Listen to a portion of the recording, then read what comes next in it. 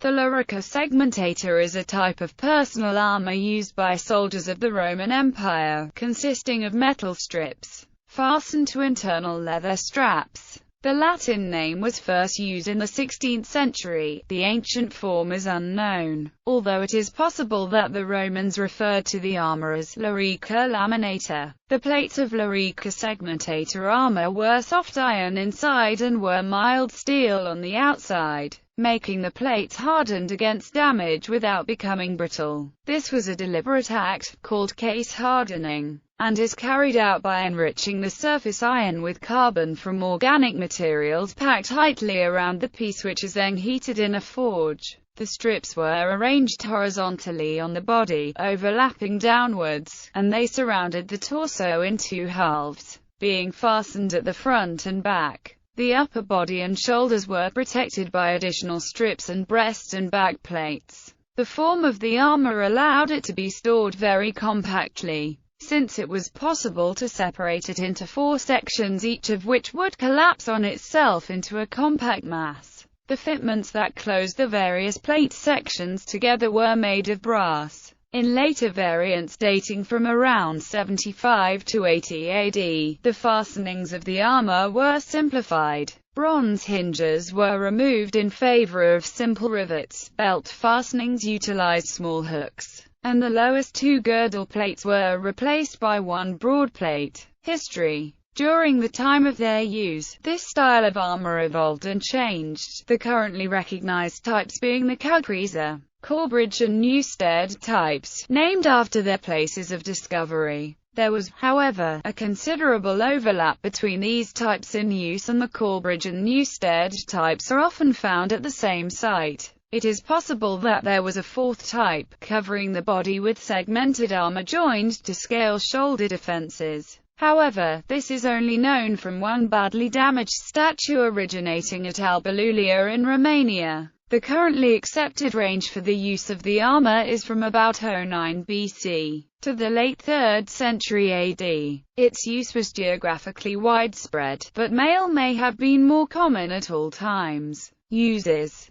The question as to precisely who used the armor is debated. There is a clear difference in armor between the 2 corps shown on Trajan's column. This is a monument erected in 113 in Rome to commemorate the conquest of Dacia by Emperor Trajan. Its bas-reliefs are a key source for Roman military equipment.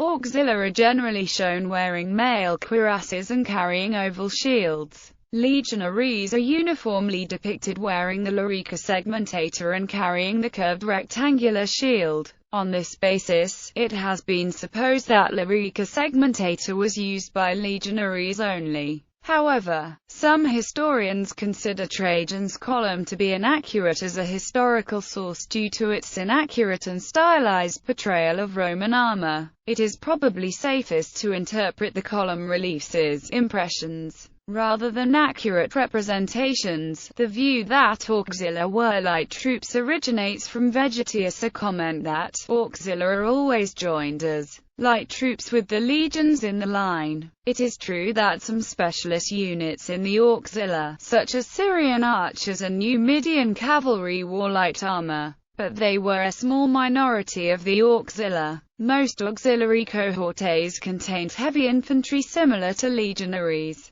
However, on another Trajanic monument the Lorica segmentata does not appear at all, and legionaries and auxiliaries alike are depicted wearing either mail or scales. Some experts are of the opinion that the Adam Clizzi monument is a more accurate portrayal of the situation. The segmentata used rarely, maybe only for set-piece battles and parades. This viewpoint considers the figures in Trajan's column to be highly stereotyped, in order to distinguish clearly between different types of troops. In any event, both corps were equipped with the same weapons, gladius and javelins, although the type of javelin known as pilum seems to have been provided to legionaries only. Goldsworthy points out that the equipment of both corps were roughly equal in weight. In recent years, archaeologists have found fittings of Lorica segmentata in many fort sites that are thought to have been garrisoned by only auxiliary troops, i.e., where the legions were not based.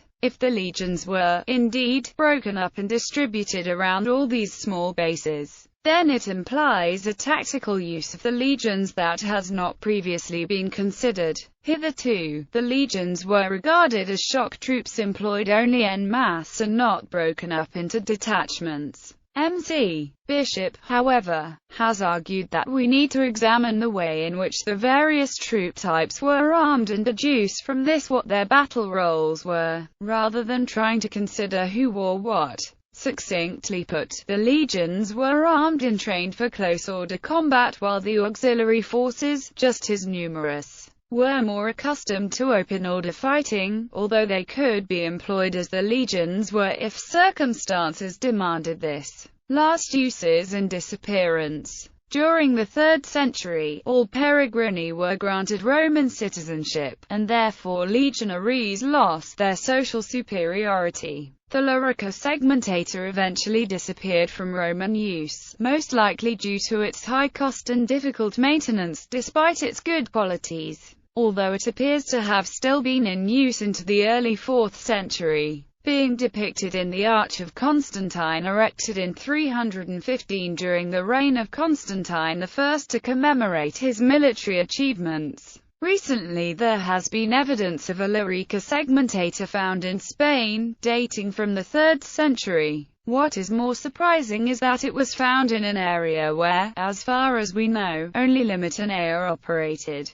Popular culture. The Lorica segmentata has come to be viewed as a symbol of the Roman legions in popular culture. This tendency even extends to time periods where its employment is so early or late as to be anachronistic. Gallery. Bibliography. Travers, Hilary, Travers, John. Roman Body Armor. Amberley Publishing. ISBN 9781445603599.